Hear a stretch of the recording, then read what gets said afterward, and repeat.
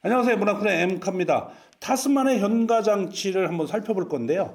아무래도 이제 공도를 주행할 경우에는 승차감하고 굉장히 좀 밀접하게 관계를 갖고 있고 비포장도로 다닐 때는 승차감보다는 어떤 성능이나 이런 것들을 보시게 될 텐데요.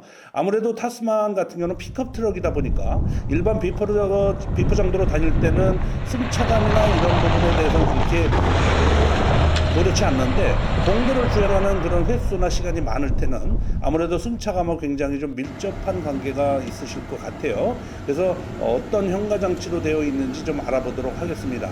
현재는 비포장도를 천천히 주행을 할 때는 아무래도 움직임이 실내에서 운전자의 움직임이 조금 있을 수밖에 없는 그런 상황이지만 공도를 다닐 때는 어느 정도의 승차감이 있는지 좀 알아보도록 하겠습니다. 픽업 트럭이라고 그래서 한번 타보면 퉁퉁퉁퉁 이게 뭐 스카이 콩콩 타는 것처럼 칠 줄 알았는데 사실 도로 아스팔트 도로에서 특별하게 뭐 이 구덩이가 파져 있거나 아니면 이렇지 않은 상태에서는 승차감의 승용차 승차감이 어느 정도는 느낄 수 있을 정도가 돼요. 근데 약간 이제 파진 곳 또는 이제 이런 둔턱 이런 거 넘어갈 때는 아무래도 그런 충격 흡수가 안 돼서 이게 이제 픽업 트럭이구나 이런 정도에 느낄 수가 있는데, 사실은 평평한 아무 구멍이 파져 있지 않은 곳에 다니면 그냥 승용차 주행감 승차감 이런 정도로 감안해서 본다면 승용차 주행감 정도는 되지 않나 이런 생각이 듭니다.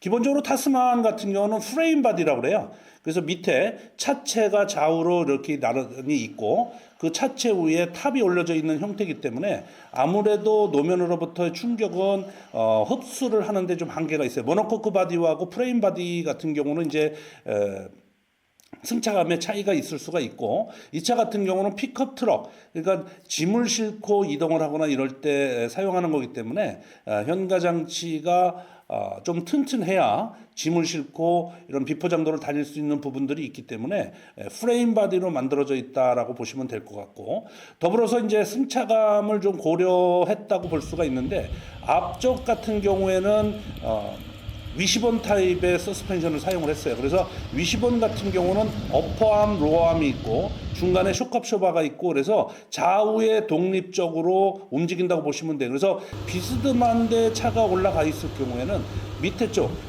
내리막길에 있는 내리막 쪽에 밑에 쪽에 있는 거는 좀 더 내려와 있고 위에 쪽으로는 약간 들려 있게 서로 독립적으로 움직이기 때문에 운전자가 탔을 때 좌우로 기울어진다든가 하는 부분들은 좀 없어질 부분들이 있고요.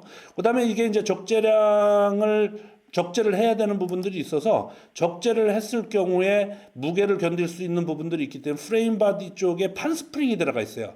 그래서 판스프링 같은 경우는 무게를 견딜 수가 있고, 또 물건을 실은 상태에서 어느 정도의 잔진동을 잡아주기 위해서 쇼크압쇼바가 들어가 있습니다. 그래서 주행을 할 때 그런 잔진동 같은 경우 공도를 다닐 때의 잔진동들은 쇼크압쇼바나 이런 거로부터 어느 정도 완충을 시킬 수 있습니다.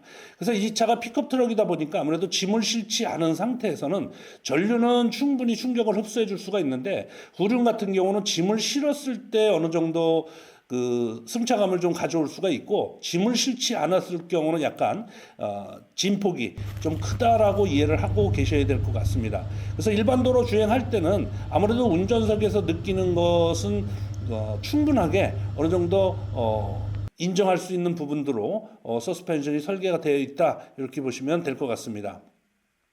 이상은 문화쿤의 M카였습니다.